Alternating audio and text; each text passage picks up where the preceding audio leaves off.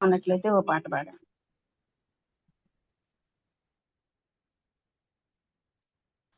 అండి దేవుడి నామంలో అందరికీ వందనాలు. దేవునికి స్తోత్రము గానము చేయుటయే మంచిది, మందరము స్తుతి గానం చేయుటయే మంచిది.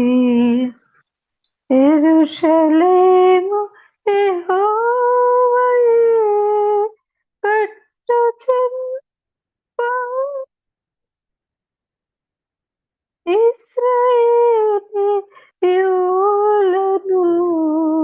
పోగు చేయు వాడని దేవునికి స్తోత్రము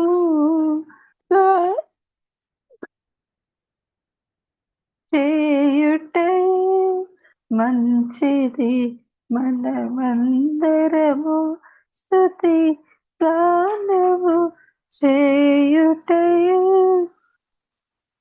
మంచిది.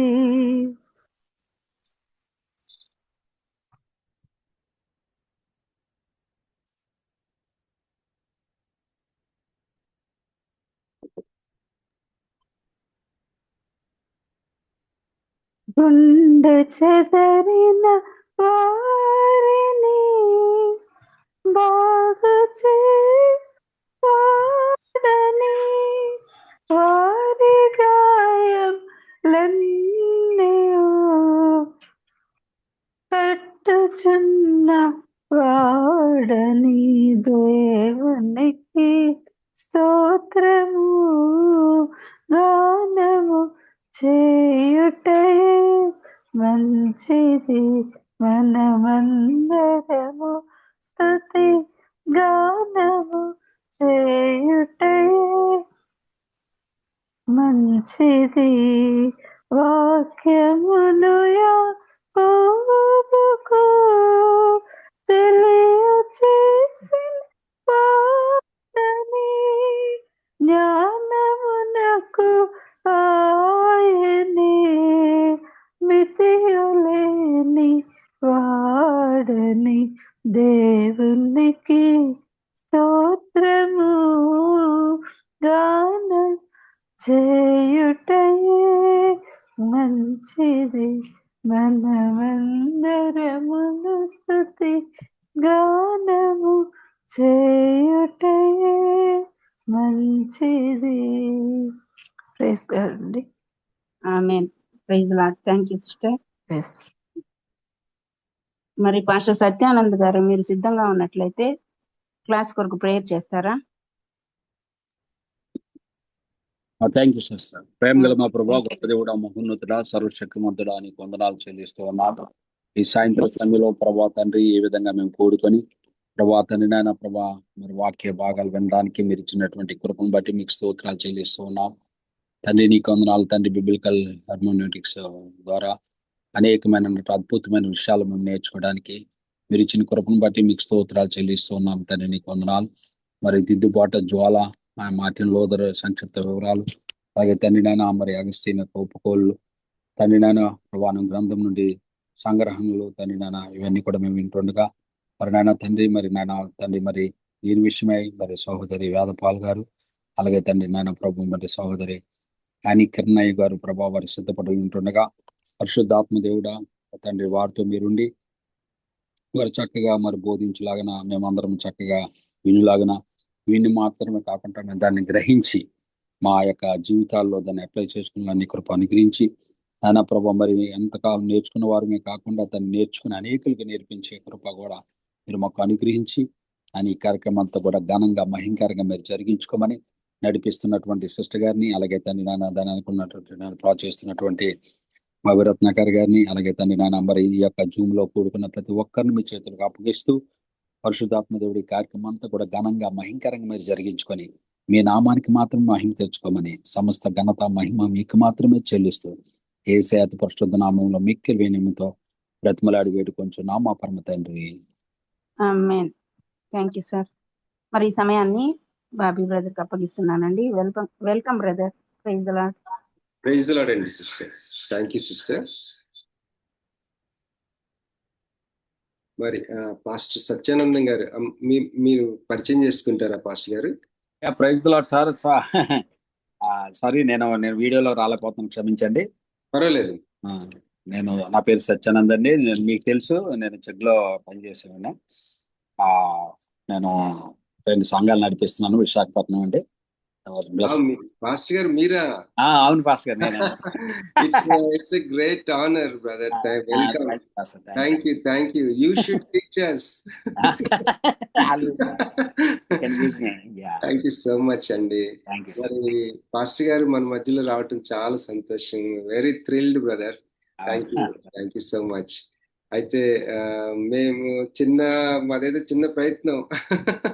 బలెటర్ సార్, నేను అప్పుడప్పుడు జాయిన్ అవుతున్నాను.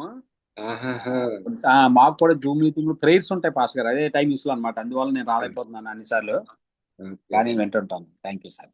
Thank you. మరి పాస్టర్ సత్యానందం గారు చెగ్ అనే ఒక గొప్ప సాఫ్ట్వేర్ కంపెనీ వారు నడుపుతా ఉన్నారు వైజాగ్ లో. వారు మన మధ్యలో ఉండటం, సేవ చేస్తూ సాఫ్ట్వేర్ వెరీ బిగ్ కంపెనీ అది. థ్యాంక్ యూ పాస్టర్ గారు. మరి ఈ సమయంలో మనము సహోదరి వేదపాల్ గారిని నేను ఆహ్వానిస్తున్నానండి. సిస్టర్, మీరు షేర్ చేస్తారా? మరి ఫ్లైయర్ పంపించినట్లుగా Martin Luther the passionate reformer, మనందరికీ తెలిసినట్లుగా మిడీవల్ అంటే మధ్య యుగానికి చెందిన 1600 సంవత్సరాల టైంలో మరి ఈరోజు మనము ఒక మంచి సిద్ధాంతం మనం ఒక పునాదిగా వేసుకొని కట్టుకుంటున్నామంటే ఆ మహానుభావుడు, మన పితరుడు మార్టిన్ లూథర్ గారి గొప్ప మరి ఆ యొక్క కృషి, ఆ యొక్క రిఫార్మ్ దిద్దుబాటు చేసిన ఆ యొక్క జీవితం, ఆ విషయాలు మరి మనం స్క్రీన్ మీద చూస్తున్నట్లుగా 131 క్రిస్టియన్స్ ఎవ్రీవన్ షుడ్ నో. ఈ బుక్ చాలా బాగుంటుందండి, మీకు వీలైతే పర్చేస్ చేసుకోవచ్చును. లోగోస్ అనే ఒక సాఫ్ట్వేర్ యాప్లో మనం ఇది ఉంటుంది, లేదంటే మనం అమెజాన్లో మనం డిజిటల్ వర్షన్ తీసుకోవచ్చు. Sister, over to sister Vedpal గారు. Thank you sister.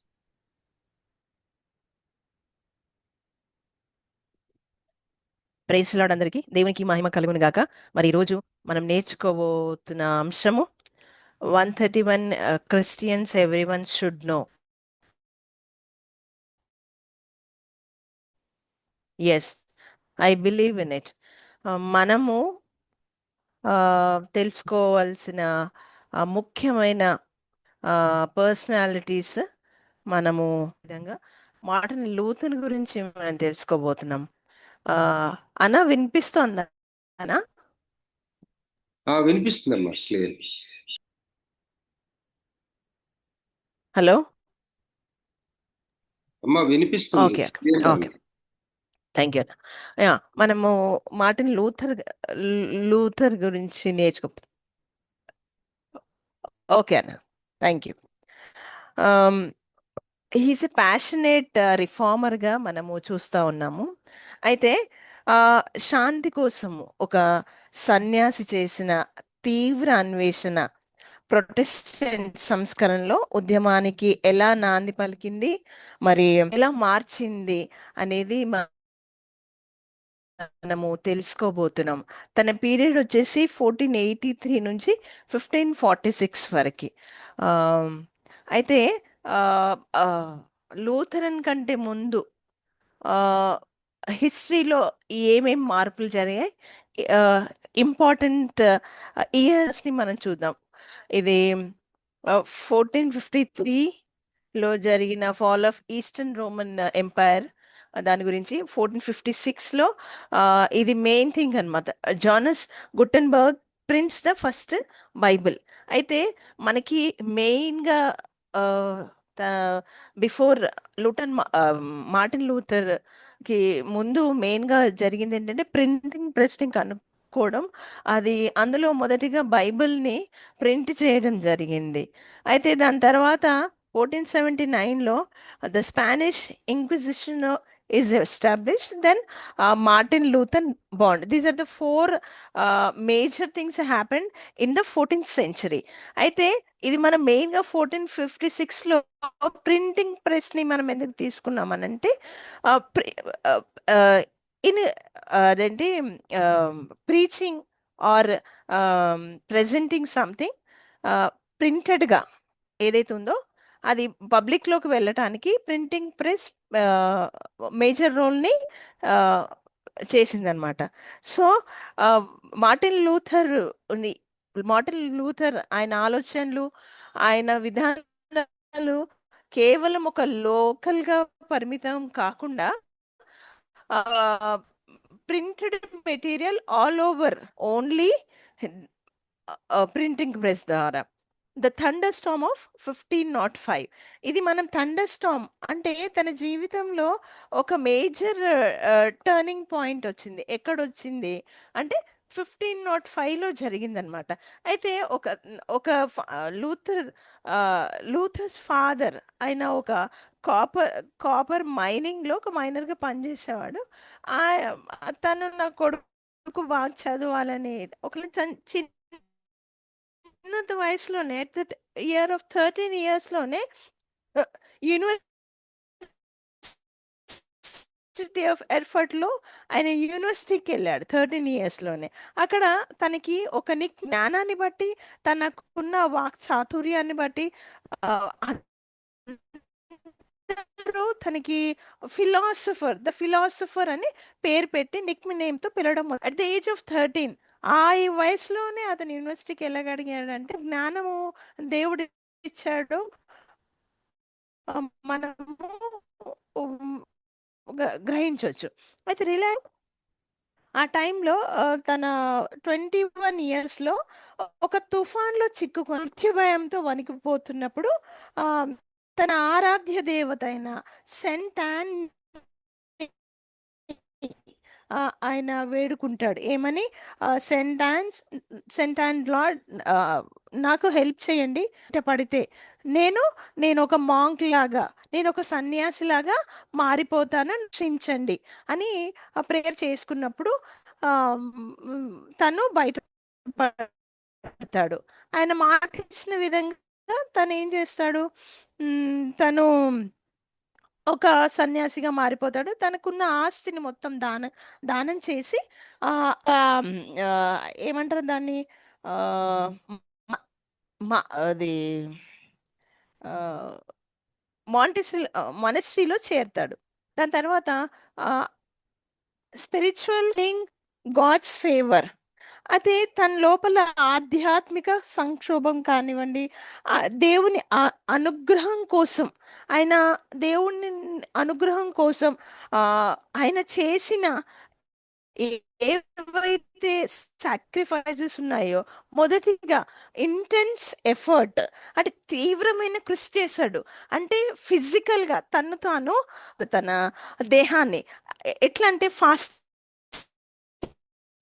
ఎక్కువ ఫాస్టింగ్స్ మరి ఇంకొకటి ఏంటంటే కొరడాలతో కొట్టుకుంటూ, అంటే అలాంటి భయంకరమైన శిక్షలు తను వేసుకుంటూ తను దేవునికి ఇలా చేస్తే దగ్గర అవుతానేమో, అలా చేస్తే దగ్గర అవుతానేమో, ఇలా చేస్తే పరిశుద్ధంగా ఉంటానేమో అని. అయితే చాలా హోలీనెస్ కోసం చాలా ట్రై చేస్తూ ఆయన అచీవ్ చేసుకోవాలి అనుకున్న హోలీనెస్ ని ట్రై చేస్తూ ప్రతిసారి మరి మూడవదిగా చూస్తా ఉన్నట్టయితే ఆయనకి చాలా భయం, దేనిని పనిష్ చేస్తాడు. ఆయన చాలా స్ట్రిక్ట్ దేవుడు. ఆయన కోపము రగిలినప్పుడు మనల్ని ఆయన శిక్షిస్తూ ఉంటాడు అనే ఆలోచనలు ఆయన ఉంటారనమాట. అయితే దాని తర్వాత 4th పాయింట్ మీరు చూస్తూ ఉంటే క్రషింగ్ గిల్ట్. అయితే అతని లోపల ఒక తీవ్రమైన అపరానే అన్ని ఒక గిల్ట్లో ఉండటం,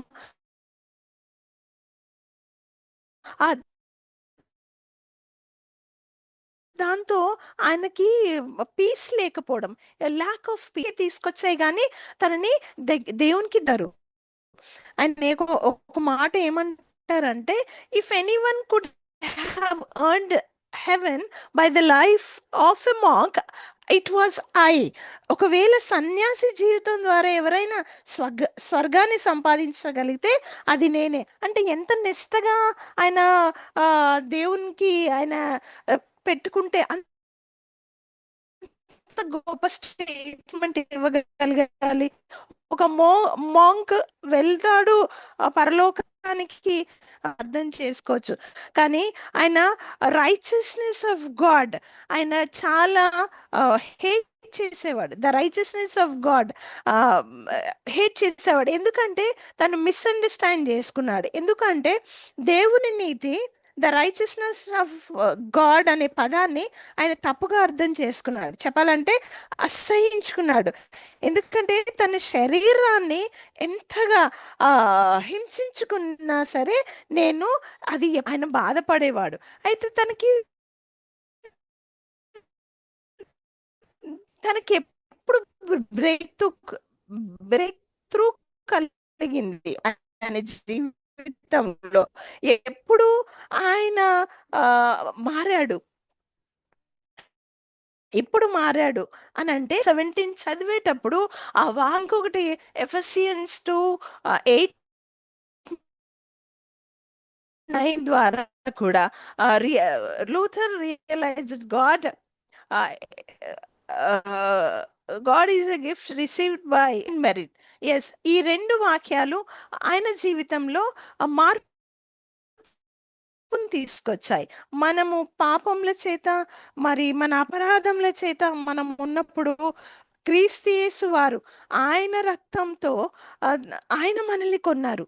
ఆయన కొనడం ద్వారా మనకి ఆయన తన ద్వారానే మనము నీతిమంతులంగా రూపింపబడతాం.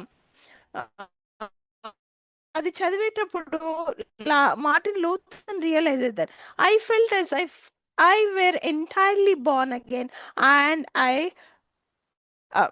had entered paradise itself అని. ఇదైతే మెయిన్ ఇంపార్టెంట్. ఈ స్లైడ్ 7లో మనకి 3 kinds ఆఫ్ ఎరాస్ ఉంటాయి. మన ఇప్పుడు మన కాలమాన ప్రకారంగా వీఆర్ ఇన్ మోడర్న్ ఎరాలో ఉన్నాం. వీ హ్యావ్ 3 ఉంటాయి. అయితే మనము మెడివల్ వ్యూ ఎందుకు తీసుకుంటున్నామంటే ఆ టైంలో మనకు మార్టిన్ లూథర్ ఉన్నారు కాబట్టి, ఆ మెడివల్ ఏరియా 100 AD కాబట్టి ఆయన జన్మించింది 1400 ఆ టైంలో కాబట్టి so we're taking medieval view. ఆ మెడివల్ వ్యూలో చర్చ్ అంటే ఏంటి, సాల్వేషన్ అంటే ఏంటి, హ్యూమన్ నేచర్ ఏంటి మరి అనేది మనం తెలుసుకోబోతున్నాం. అంటే చర్చ్ ఏంటి, అసలు ట్రూ చర్చ్ మెడివల్ టైంలో ట్రూ చర్చ్ ఏంటి, ఎలా ఉండేది అంటే మన ఏమంటారు చర్చ్ అది ఇన్స్టిట్యూషనల్ హైరార్కీ అన్నమాట. అంటే అపోస్టలేట్ అంటే పరంపరంగా వచ్చేదన్నమాట. అది వాళ్ళ వంశపరంగా హైరార్కికల్గా వచ్చేది చర్చ్ అయితే మెడివల్ వ్యూలో. అయితే లూథరన్స్ డిస్కవరీస్లో ఆ ట్రూ చర్చ్ అంటే ఏంటి, it's nothing but genuine believers, the community of all genuine believers. మనం believers build the true church in the modern era. ఇది సాల్వేషన్ ఏంటి, సాల్వేషన్ అంటే ఏంటి అంటే సాల్వేషన్ ఇన్ మెడివల్ ఏరాలో వచ్చేసి ఆచారాలు సంస్కారాలు ద్వారా అంటే వాటి వల్ల మనకి సాల్వేషన్లో మనము నేర్చుకుంటాము. ఆచారాలు కానీ సంస్కారాలు కానీ ఏవైనా దానివల్ల మనకు సాల్వేషన్ వస్తుందని. కానీ ఈ లూథరన్స్ డిస్కవరీలో మనం నేర్చుకున్నది ఏంటంటే received through faith in Christ alone. మనము కేవలం క్రీస్తు ప్రభు వల్లనే మనకు రక్షణ లభిస్తుంది. మనము చూస్తూ ఉంటాం, మనము ఆకాశం అంది కానీ భూమి అందైనా ఎక్కడైనా ఏ నామంలో రక్షణ లేదు, కానీ యేసు క్రీస్తు నామంలోనే మనకి రక్షణ ఉందని. అయితే మరి మనుషుల స్వభావం ఎలా అంటే సరికి అయితే కేపబుల్ ఆఫ్ దేవుణ్ణి వెతకటానికి మొదటి అడుగు వెయ్యగలిగే సామర్థ్యత. ఎవరి ఆ మిడివల్ ఏజ్ లో ఆయనతో నడవాలని మొదటి అడుగు వెయ్యగలిగే సామర్థ్యత ఉండేదన్నమాట. కానీ లూథరన్స్ ఏం డిస్కవర్ చేశారు? ఆయనే ముగించేవాడు, సాధించగలుగుతాం. అయితే నెక్స్ట్ ఇట్స్ హ్యుమానిటీ పరంగా వస్తే మనము ఆ work performed to earn God's grace. అయితే దేవుని కృప వేరే పని కాదు. కానీ లూథరన్స్ డిస్కవరీలో దేవుని కృప మనం పొందాము కాబట్టి సహజమైన ప్రతిస్పందన, అది దేవుని స్వారూప్యం, అది బై డిఫాల్ట్ మనలోకి హ్యూమిలిటీ అనేది వచ్చేస్తుంది. అయితే ఫ్రమ్ ది మార్టిన్ లూథర్. అయితే ఇది నేను అన్నతో ఒకసారి డిస్కస్ చేసినప్పుడు క్యాజువల్ స్లైడ్ అనుకున్నాను, కానీ అన్న దీని గురించి నాకు ఉందా అని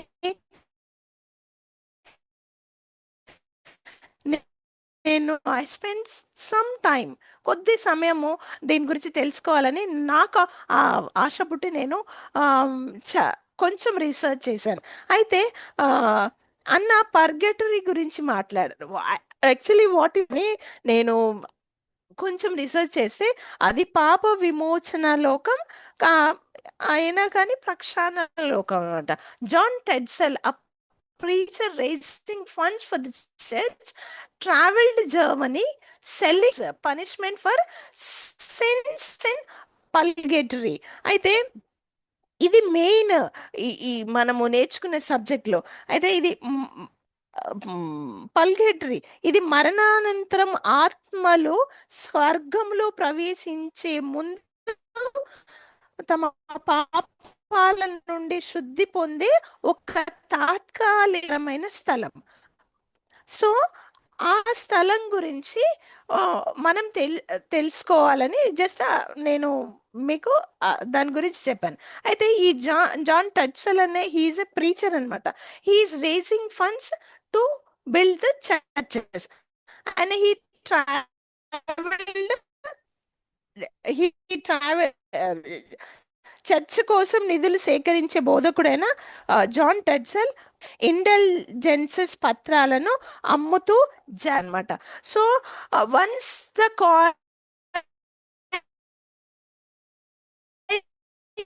into the coffer clings a soul from purgatory heavenward springs. నానం చర్చి పెట్టెలో పడగానే ఆకి చేరుకుంటుంది అని. అంటే ఇక్కడ మరి ఎందుకు అపోజ్ చేశాడు? అన్బిబ్లికల్, ఇది బైబిల్లో లేదు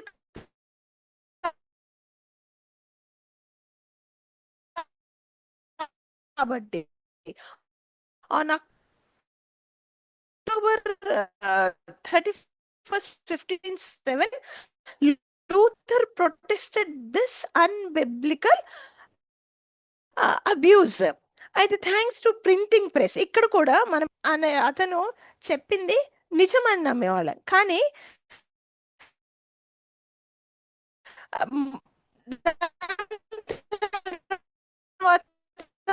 మన లూథర్ గారు అన్నిటిని పంచడం జరిగింది. దాని తర్వాత సోలా స్క్రిప్చర్స్. అయితే సో కాబట్టి ఆయన మార్టిన్ లూథర్ గారు 95 థీసిస్ ని సబ్మిట్ చేశాడు దీనికి అగెయిన్స్ట్ గా. This is not correct, this is not 95 thesis, why we should not follow this kind of tradition అనేది. This is it is not relevant అనేది. 95 thesis and after that break అవుతుంది, కొంచెం fluctuation. ఇప్పుడు వినిపిస్తుందా sister? చాలా break అవుతుంది. వినిపిస్తుంది కానీ బ్రేక్ వచ్చేస్తుంది. ఒక్క నిమిషం.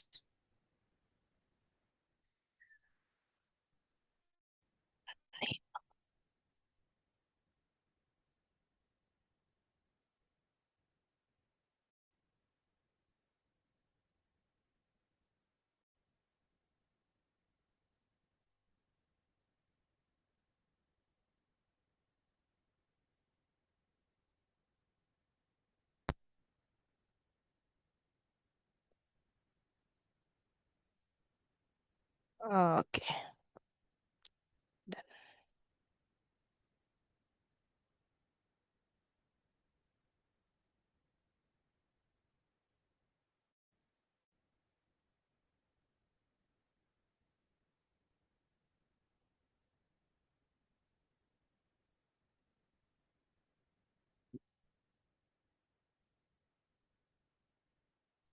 అన్న వినిపిస్తుందా ఇప్పుడు? ఇప్పుడు ఇంకా బ్రేక్ అవుతుందమ్మా, అసలు క్లారిటీ లేదు. ఇందాకటి కంటే ఇంకా బ్రేక్ అవుతుంది. హలో హలో అమ్మా, వాయిస్ చాలా బ్రేక్ అవుతుంది, కంటిన్యూస్ గా బ్రేక్ అవుతుందమ్మా. అది అసలు రావట్లేదన్న ఇక్కడ.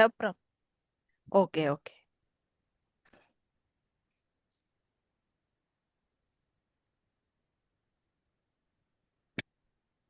ఓ పని చేయండి, ఇక్కడ సిగ్నల్స్ ఇప్పుడు ప్రాబ్లం ఓకేనా? ఉందమ్మా. అంటే రైట్. ఇప్పుడు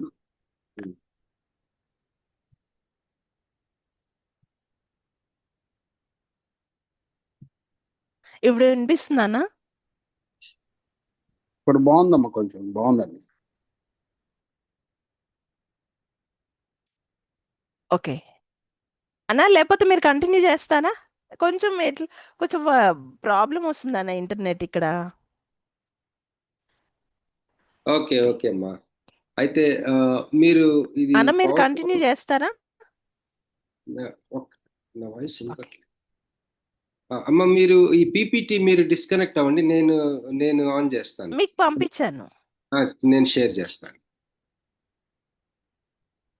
మీరు మీరు ఓకే ఓకే ఓకే అండి, నేను షేర్ చేస్తాను. ఒక్క నిమిషం, నేను కంక్లూడ్ జస్ట్ ఒక ఫైనల్.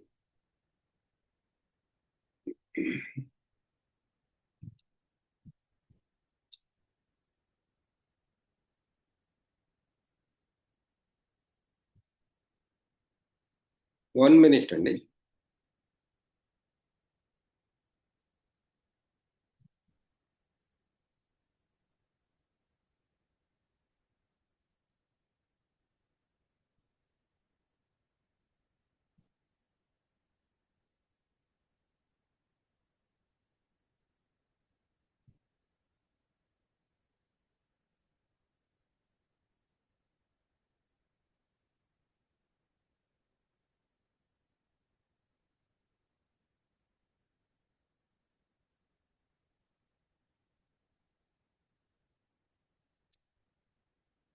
ఓకే అండి, నా వాయిస్ వినిపిస్తుంది కదండి? నేను జస్ట్ ఒక కంక్లూడ్ చేస్తాను. మరి ఇది తెలుగు వచ్చినట్టుంది కదా? ఓకే, ఐమ్ సారీ అండి, ఇంగ్లీష్కి వెళ్తాను. 1 సెకండ్.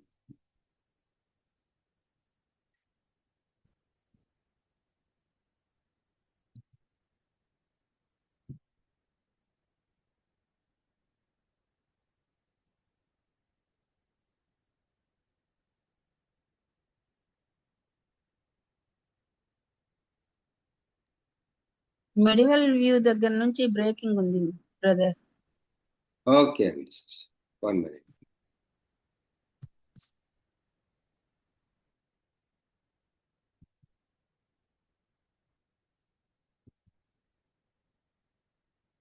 ఓకే అండి, మరి మనందరి తరపున సహోదరి వేద పాల్ సిస్టర్ గారికి కృతజ్ఞతలు తెలియజేసుకుంటున్నానండి. ఎంతో శ్రమ కోర్చి ఈ యొక్క పీపీటీని వారు సిద్ధం చేశారు. మరి అన్ఫార్చునేట్లీ ఇది ఆడియో ప్రాబ్లం వచ్చింది. అయితే ఇప్పుడు ఏ స్లైడ్ వరకు మరి మంచి పాయింట్స్ మనం విన్నాము సహోదరి షేరింగ్ లోని. అంటే మన జీవితం ఇంకా మనకి ఉదాహరణకి మార్టిన్ లూథర్ గారు 1483లో జన్మించారు. కానీ 1456లోనే ఆయన జన్మించడానికి ముందు 1456లో ప్రింటింగ్ ప్రెస్ కనిపెట్టారు జోహానస్ గ్యూటెన్బర్గ్ గారు. అంటే జీవితానికి ముందుగానే దేవుడు ఆయన జీవితంలో యాక్చువల్గా ప్రింటింగ్ సహోదరి షేర్ చేసినట్లుగా ఆ ప్రింటింగ్ ప్రెస్ కానీ లేకపోతే ఆయన ఒక లోకల్ గానే ఆయన రచయితలు కానీ ఆయన యొక్క ప్రొటెస్ట్ చేసిన ఆ యొక్క అంశాలన్నీ కూడా ఆ ఏరియా వరకు పరిమితమై ఉండేవి. కానీ మరి ఆయన ఈ ప్రింటింగ్ ప్రెస్ వల్ల ప్రపంచమంతా కూడా తెలుసుకోవడానికి ఉపయోగపడింది. నాకు అనిపించింది అనమాట వింటా ఉంటే మన జీవితం ఏ ఏ కాలాల్లో ఉంది, మన జీవితానికి ముందున ఏం జరిగినాయి, అవి కూడా మనం నిజంగా దేవుని యొక్క గొప్ప హస్తము మనం గమనించుకోవచ్చు అని నేను అట్లా అనిపించింది నాకు. అలాగే మరి Martin Luther actually it's a great man. ఆయన రచనలు, ఆయన యొక్క థియాలజీ వండర్ఫుల్, ఒక ఐశ్వర్యము. మరి ఈ యొక్క 131 Christians every one should know అన్న బుక్లోని ఆయన యొక్క జీవితం చాలా క్లుప్తంగా ఉంటుంది. మరి సహోదరి వేదపాల్ గారు మరి పరిచర్య చేయాలని ఎంతో ఆసక్తి కలిగి ఉన్నవారు. మరి మన క్లాసెస్లో ఒక 2-3 సార్లు ఇప్పటికే షేర్ చేసుకున్నారు. ఫస్ట్ టైం అని వారు చెప్పారు మన సెషన్స్ లో షేర్ చేసుకోవడం. ఆయన ఎంతో అద్భుతమైన మరి శ్రమ కోర్చి సిద్ధపడి మనకి షేర్ చేస్తా ఉన్నారు. ప్రార్థన చేద్దాం సహోదరిని దేవుడు ఇంకా బలంగా వాడుకునేలాగిన. మరి ఈ యొక్క జీవితం, మార్టిన్ లూథర్ జీవితం, మన జీవితం అంతా కూడా అవకాశం ఉన్నప్పుడల్లా చదువుకోవాల్సిన ఒక గొప్ప మహానుభావుడు, మహాత్ముడు అని చెప్పాలా. మరి ఇంకా ముందుకెళ్దాం. ఇక్కడ ఈ స్లైడ్ లో జస్టిఫికేషన్ బై ఫెయిత్. మరి మనందరికీ తెలిసిన విధంగా ఒక వ్యక్తి నీతిమంతుడిగా తీర్చబడేది విశ్వాస మూలంగా మాత్రమే. మరి ఈ యొక్క సన్యాసిగా ఉన్నప్పుడు, మాంక్ గా ఉన్నప్పుడు, తను ఈ అగస్టీనియన్ మాంక్ యాక్చువల్లీ ఇప్పుడు మనం కొన్ని నిమిషాల్లో సహోదరి యానీ కిరణ్మయ్ గారి ద్వారా అగస్టీన్ రాసిన కన్ఫెషన్స్ అనే బుక్ లో నుంచి కొన్ని విషయాలు మనం నేర్చుకోబోతున్నాం.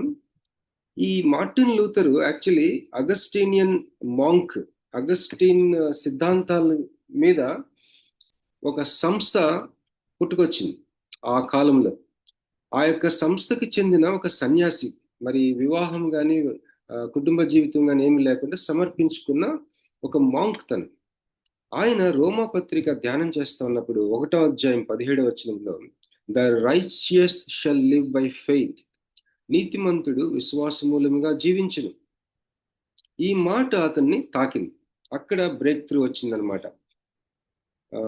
ముందుకెళ్దాం. ఇక్కడ మరి సహోదరి చెప్పినట్లు ఆ కాలంలో రక్షణ అనేది సంఘ ఆచారాలు, మరి సాక్రమెంట్స్, వాళ్ళు ఈ యొక్క రకరకాలైన మతానికి సంబంధించిన ఆచారాలు, ఆ యొక్క సాక్రమెంట్స్, మనం సాక్రమెంట్ అంటే ఉదాహరణకి ఈ ప్రభు బల్ల, లేకపోతే చాలా ఉండే వాళ్ళకి, ఇట్లాంటి వాటి ద్వారా రక్షణ సంపాదించుకోవచ్చు.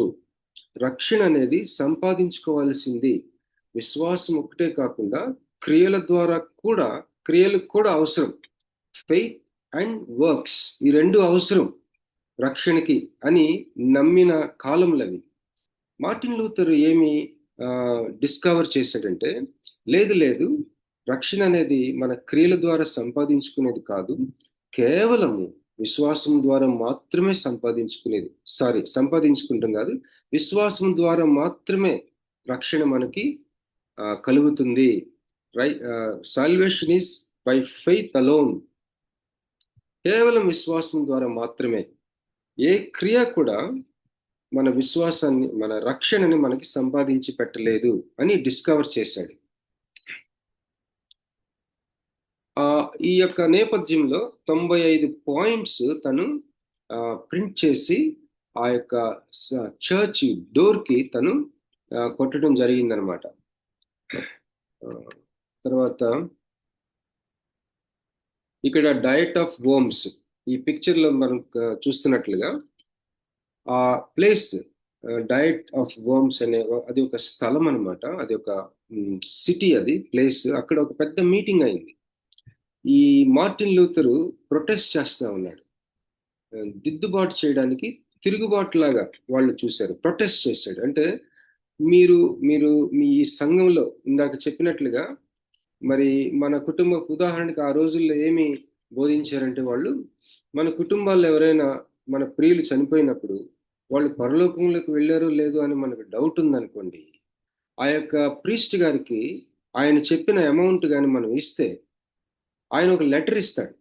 ఆ లెటర్ తీసుకున్న తర్వాత మన ప్రియులు ఆ యొక్క పర్గేటరీ అన్న ఒక ప్లేస్ నుంచి, అంటే ఆత్మలని ప్రక్షాళన చేసి పవిత్రపరిచే ఒక స్థలం ఉంది, నేరుగా పరలోకం కాకుండా ముందు అక్కడికి వెళ్తారు అని వాళ్ళు బోధించేవారు ఆ రోజుల్లో. ఆ స్థలం నుంచి పరలోకంకి వెళ్ళిపోతారు మీరు డబ్బు ఇస్తే మీ వాళ్ళందరూ అని చెప్పేసి వాటిని ఇండల్జెన్సెస్ అంటారు. వాటిని అమ్మారు వాళ్ళు. ఇప్పుడు మా ఇంట్లో మా తాతగారు మా అమ్మమ్మ గారు పరలోకంకి వెళ్ళారు లేదో నాకు డౌట్ ఉంది వాళ్ళు మా తాతగారికి ఒక 50,000 మా అమ్మమ్మ గారికి ఒక 50,000 అని చెప్తే నేను ఒక ₹1,00,000 ఇస్తే మాకు 2 లెటర్లు ఇస్తారు, సర్టిఫికెట్లు, ఇండల్జెన్సెస్ అవి నేను కొనుక్కుంటే మా తాతగారు అమ్మమ్మ గారు వాళ్ళు ఆ ప్రీస్ట్ గారు ప్రార్థన చేయగానే ఆ డబ్బులు తీసుకోగానే ఇక్కడ నుంచి జంప్ అవుతారన్నమాట పరలోకానికి. ఇలాంటి తప్పుడు బోధలు అన్ని కూడా చేస్తుంటే ఆయనకి చాలా ఊరుకోలే. ఆయన డిస్కవరీస్ అన్ని కూడా కాంట్రడిక్ట్ చేసింది. ఆయన మరి కఠోరమైన ఒక సమర్పించుకున్న ఒక మాంక్ గా ఆయన ఉంటూ ఆయన దేవుని యొక్క వాక్యం ధ్యానం చేస్తున్నప్పుడు ఈ క్రియల ద్వారా కాదు మనం రక్షణ పొందేది, కేవలము మన విశ్వాసం ద్వారా ఉంది కదా రోమపత్రికల్లో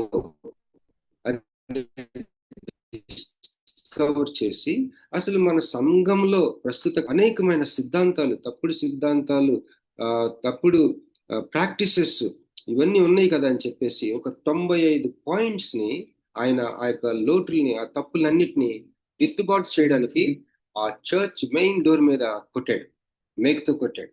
అది అసలు ఒక బాంబు లాంటి వార్త అనమాట. ఒక పక్కన చర్చ్ లీడర్షిప్, సంఘ నాయకులందరూ కలుసుకొని ఆ పట్టణపు నాయకులు కూడా కలుసుకొని పెట్టిన మీటింగే ఈ డయట్ ఆఫ్ వోమ్స్. అక్కడ ఆయనకి ఒక ఛాన్స్ ఇచ్చారు. మార్టిన్ లూథర్, మరి నువ్వు ఇట్లా చేస్తున్నావు కదా, నువ్వు రాసినవన్నీ తప్పని ఒప్పుకుంటే నిన్ను వదిలేస్తాం, లేదు అంటే కనుక మరి సంఘ క్రమశిక్షణకి చెందిన శిక్షను పొందాల్సిందని చెప్పి అందరూ కూడుకున్నప్పుడు మీరు నెట్లో కూడా చదవచ్చు. ఆయన అంత కొద్దిగా దూసుకుని ఒక పేతురు లాంటి స్వభావం కలిగిన వ్యక్తి ఇతను. ఎవరినైనా సరే కొద్దిగా తీవ్రమైన మాటలతోటి మాట్లాడే టైప్ ఇతను, బాగా డాషింగ్ మ్యాన్. వాళ్ళందరూ అనుకున్నారంట అసలు ఎవ్వరు చేయలేని పని చేశాడు కదా, చర్చిలో గోడ మీద ఆ డోర్ మీద కొట్టాడు కనుక ఇక ఒక ఫైరీ స్పీచ్ ఇస్తాడనమాట ఇప్పుడు అని అందరూ. అంటే ఒక ప్రక్కనేమో పౌర పరిపాలన మొత్తం వ్యవస్థ మొత్తం ఆ యొక్క సిటీ లీడర్షిప్ అంతా ఉన్నారు, ఇంకో ప్రక్కన సంఘ నాయకత్వం ఉంది. ఆ మీటింగ్ డయట్ ఆఫ్ వోమ్స్ 1521లో జరిగింది. అక్కడ ఆయన భయపడిపోయి చిన్నగా గొనుక్కుంటున్నాడంట. ఏంటి ఏమంటున్నావు చెప్పంటే, ఐ వాంట్ 24 hours టైం అని అడిగాడంట. If you recant we will leave you. నువ్వు కానీ ఇవి నేను రాసిందంత తప్పు అని ఒప్పుకుంటే మేము నిన్ను వదిలేస్తాం. అప్పుడు ఆ రాత్రి ఆయనకి 24 hours టైం ఇచ్చారు. ఆ రాత్రి ప్రార్థన చేశాడంట, ప్రభువా ఈ ప్రపంచం లోకమంతా కూడా ఒకవైపు ఉంది, నేను ఒక్కడనే ఇటువైపు ఉన్నాను, నీ కొరకు కదా అని ఆ పద్యం కూడా ఆ యొక్క రైటప్ ఉంటుంది. ఆ రాత్రి తెల్లవారేసరికి అయిపోయాడంట ఆ భయాందోళనకి. ఆ మహానుభావుడు ఆ రాత్రి ఆ వెల చెల్లించాడు కాబట్టి ఈరోజు మనం ఒక మంచి సిద్ధాంతం మీద ఉన్నాం. నెక్స్ట్ డే వెళ్ళాడు, మళ్ళీ సేమ్ మీటింగ్. అప్పుడు చెప్పాడంట, నేను రాసింది నా మనస్సాక్షి విరోధంగా నేను మాట్లాడలేను. Whatever I wrote they are correct అని చెప్పాడంట. నేను దాన్ని కాదనలేనని చెప్పాడు. దేవునికి స్తోత్రం. That is this Diet of Worms. తర్వాత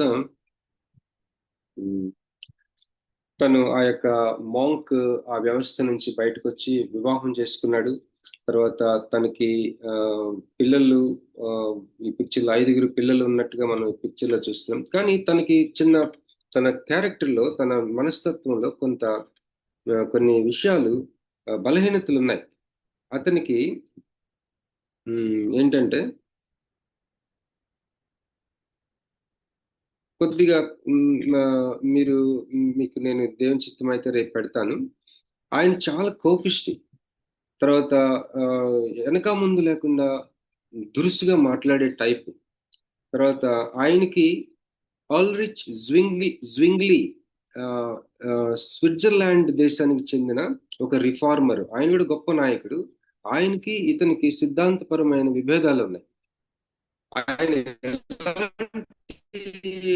మాటలు మాట్లాడేవాడంటే మార్టిన్ లూథర్ ఎవరో ఒక బుక్ ఇచ్చి దీని మీద మీరు కొద్దిగా తుది పలుకులు లాంటివి రాయండి అని అంటే, ఆ బుక్ చదివి ఆ బుక్లో ఉన్న సిద్ధాంతాలన్నీ చాలా తప్పుడుగా ఉండటం వల్ల ఆయన ఏం రాశాడంట, నీ బుక్ వెండి ప్లేట్లో పెట్టిన పేడలాగా ఉందని రాశాడట.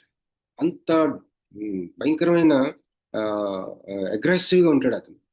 అలాంటి బలహీనతలు ఉన్నాయి. సో ఏది ఏమైనా సరే ఆయన యొక్క జీవితం, మరి ఇక్కడ ఎందుకు ఆయన బలహీనతల గురించి మనం మాట్లాడుకుంటున్నాం అంటే బలహీనతలు ఉన్నప్పటికీ కూడా దేవుడు ఎలా వాడుకోగలడు. ఆ మహానుభావుడి వల్ల మరి ప్రొటెస్టెంట్స్ అన్న ఇది కూడా వచ్చింది.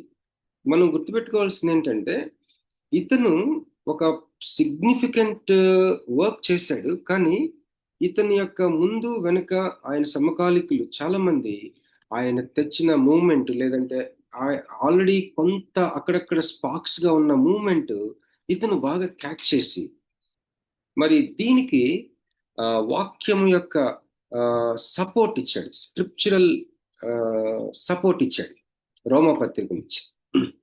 ఓకే, ఆయనకి మ్యూజిక్ అంటే ఇష్టం అండి. ఆయన a mighty fortress is our God అన్న పాట చాలా ఫేమస్. అది ఆయన మార్టిన్ లూథర్ రాసిందే. మ్యూజిక్ మీద ఆయన థియాలజీ సంబంధించిన బుక్ రాశారు. సో ఓకే, మరి నేను ఇక్కడ ఆపుతానండి. మరి మార్టిన్ లూథర్ గురించి మనం ఎంతైనా చెప్పుకోవచ్చు. My favourite hero, wonderful man. So ఇక్కడ ఆపుతాను, ఎందుకంటే మరి సహోదరికి టైం సరిపోదు. 9:16 అయింది. Thank you sister. మరి ఒకసారి మనందరి తరపున సిస్టర్ వేద పాల్ గారికి కృతజ్ఞతలు తెలియజేసుకుంటున్నాను. Now we move on to the confessions by Augustine the Hippo. మరి అగస్టిన్ ఆ యొక్క గొప్ప మహానుభావుడు, అతడు రాసిన ఈ యొక్క కన్ఫెషన్స్ అనే బుక్ మరి పాశ్చాత్య దేశాల సమస్త సంస్కృతిని ప్రభావితం చేసిన బుక్ ఇది, ద కన్ఫెషన్స్. దాంట్లో నుంచి మనం ఇప్పటికే కొన్ని లెసన్స్ చూసాం. మరి ఈ సమయంలో ఇది నేను క్లోజ్ చేస్తాను. సహోదరి కిరణ్మయ్య గారికి సమయం అప్పుతున్నానండి.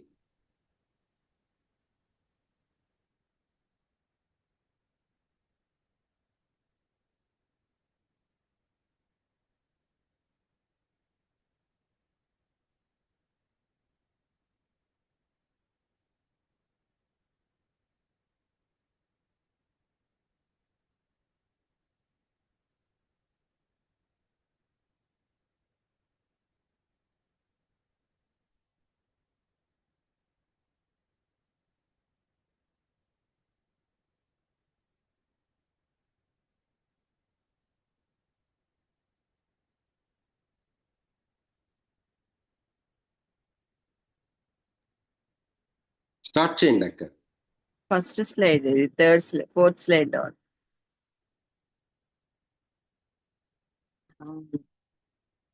దేవుని నామని బట్టి మరొకసారి దేవుడు నాకు ఇచ్చిన ఈ యొక్క అవకాశాన్ని బట్టి దేవునికి కృతజ్ఞత చెల్లిస్తూ ఈ కన్ఫెషన్స్, అగస్టిన్స్ కన్ఫెషన్ 7th బుక్ లోకి మనం వచ్చాము. ఈ 7th బుక్ చాలా ఇంపార్టెంట్ బుక్, చాలా ప్రాముఖ్యమైన పుస్తకం. ఎందుకంటే ఈ బుక్ నుంచి, ఈ బుక్ దగ్గర నుంచి ఆయన తను ఏ విధంగా క్రిస్టియానిటీలోకి వచ్చారు, అయితే తన యొక్క స్పిరిచువల్ జర్నీ, తన యొక్క ఆత్మీయ ప్రయాణం ఎలా సాగింది అనే విషయాన్ని మనం తెలుసుకుంటాం అన్నమాట. నెక్స్ట్ సో ఈ బుక్ లో మనం ఏం డిస్కస్ చేయబోతున్నామంటే ఆయన మెనికిజాన్ని వదిలేశారనే విషయాన్ని తెలుసుకున్నాం. అలాగే ఇంకా దేవుడి యొక్క దేవుని గురించి ఎక్కువగా ఏ విధంగా అర్థం చేసుకున్నారు, అసలు దేవుడు అంటే ఏంటి, ఈవిల్ అంటే చెడు అంటే ఏంటి అనే విషయం మనం ఇక్కడ డిస్కస్ చేస్తాము. అదే రకంగా యేసయ్యే నిజమైన మధ్యవర్తి, దేవునికి మనుషులకి మధ్యన ఆయన నిల్చుండి మనల్ని ఆయనతో దేవునికి మనకు మధ్యలో ఉన్న సంబంధాన్ని పెంచిన వ్యక్తి అనే విషయాన్ని ఆయన అర్థం చేసుకున్నారు. అదే మనకి ఈ 7th బుక్ లో ఎక్స్ప్లెయిన్ చేశారు అనమాట తన యొక్క కన్ఫెషన్స్ లో. నెక్స్ట్ అయితే ఈ బుక్ అంతా ఒక కన్ఫ్యూజింగ్ స్టేట్ లో తనకి ఏమీ అర్థం కాని పరిస్థితుల్లో ఉన్నట్లు అనిపించింది నేను చదువుతున్నప్పుడు. అంటే ప్రతి స్టేట్మెంట్ ఇచ్చిన తర్వాత అది అవునా కాదా, ఇది ఏంటి అనే కన్ఫ్యూజన్, అంటే నిజంగా నేను దేవుళ్ళో ఉన్నానా లేదా అనే కన్ఫ్యూజన్. అయితే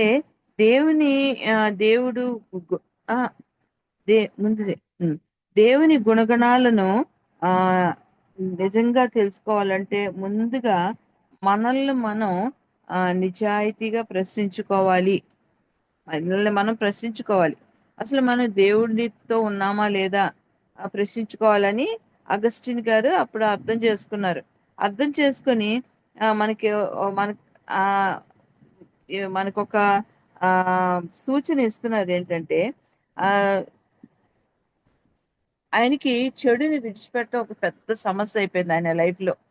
ఎందుకంటే ఆయన ఒక అసహ్యకరమైన జుగుత్సాహపరమైన యవన జీవితాన్ని జీవించాడు. ఇప్పుడు ఈ 7th వచ్చేసరికి ఆయన 30s దాటి 32 years వ్యక్తిగా ఒక వ్యక్తిత్వం ఉన్న వ్యక్తిగా చూపించబడ్డప్పటికీ తన పాత జీవితాన్ని నుంచి మాత్రం బయటికి రాలేకపోయాడు అనమాట. అది చాలా కష్టంగా అనిపించేది. అంటే తను మారాలనుకుంటున్నాడు, అది తప్పు అని తనకు తెలుసు. ఆ తప్పులోంచి బయటికి రావాలంటే చాలా కష్టంగా, చాలా బాధాకరంగా ఉంది. దాన్ని ఏ విధంగా బయటికి రావాలనే ఆ ప్రయాణమే మన ఈ 7th బుక్ లో మనం నేర్చుకుంటాం. అయితే అగస్టిన్ గారికి రకరకాల ప్రశ్నలు ఉన్నాయి. అంటే తను మెనికిజాన్ని ఫాలో అయ్యారు, ఇప్పుడు క్రిస్టియానిటీలోకి వచ్చారు. అయితే దానికి దీనికి మధ్యలో కంపారిజన్స్ అసలు ఏంటి అనే చాలా ప్రశ్నలు తలకున్నాయి అనమాట. అయితే ఈ లోకంలో ఉన్న ప్రతిదీ దేవుణ్ణి కలిగి ఉన్నాయి. అంటే ప్రతి వస్తువు ఏది చూసినా ఆయన కలిగి ఉన్నాయి. అయితే ఆ ప్రతి పరిస్థితుల్లో ఆయన ఉన్నారు, కానీ ఆయన ఆ పరిస్థితుల్లో బంధించబడలేడు. అసలు ఎందుకని? ఆయన అందులో ఉన్నప్పుడు ఆయన ఎందుకు బంధించబడలేదు? అది మనుషుల జ్ఞానానికి కానీ మన ఆలోచనలు కానీ చాలా ఎక్కువ అన్నమాట, మనం ఆలోచించలేం. అయితే దేవుడు ఒక వస్తు రూపంలో ఉన్నాడా, లేకపోతే దేవుడు ఏదైనా ఒక మనిషి రూపంలో ఉన్నాడా అనే ప్రశ్న కూడా ఆయనకి చాలా వచ్చిందనమాట. అంటే ఈ భూమి మీద పెద్ద పెద్ద వాటిలో దేవుడు పెద్దగా ఉన్నాడా, చిన్న చిన్న వాటిలో చిన్నగా ఉన్నాడు. అయితే ఆయన ఒక ఎగ్జాంపుల్ తీసుకున్నారు అందులో. అంటే ఒక ఎలిఫెంట్ ఉందనుకోండి, ఆ ఎలిఫెంట్ లో దేవుడు పెద్దగా కనిపిస్తాడా? అదే ఒక చిన్న బర్డ్ తీసుకుంటే, ఒక చేవను తీసుకుంటే ఆ దేవుడు చిన్నగా, చాలా చిన్నగా దేవుడు ఉన్నాడా అని ఒక ప్రశ్న తనకి ఉండి అసలు దేవుడిని వెతకడం మొదలు పెట్టాడు. అసలు దేవుడు చెడుని ఈ లోకంలో ఎందుకు ఉంచాడు? అసలు ఇంత పెద్ద అసలు ఎందుకు దేవుడి చెడుని ఎంకరేజ్ చేశాడు, లేకపోతే దాన్ని సపోర్ట్ చేశాడు అనే ప్రశ్న కూడా తనకి చాలా సార్లు వచ్చింది. ఈ ప్రశ్నలన్నిటిలో తన అన్వేషణ సాగిస్తూ వచ్చాడనమాట. అలా తెలుసుకున్నప్పుడు దేవుడు ఆయన ఆత్మస్వరూపి, ఆయన సర్వాంతర్యామి అని గుర్తించాడు. అయితే నెక్స్ట్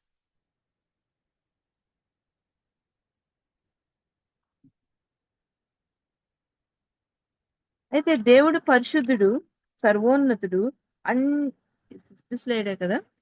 ఆ దేవుడు పరిశుద్ధుడు, సర్వోన్నతుడు అనే విషయం తెలుసుకున్న తర్వాత తను ఎంతగా మోసగించబడ్డాడు అంటే, మెనికిజంలో ఒక చెడు ఉంటది, ఒక మంచి ఉంటది.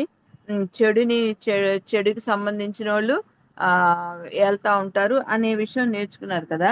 అయితే ఇక్కడ తనకి ఇది డిఫరెంట్ గా ఉందన్నమాట.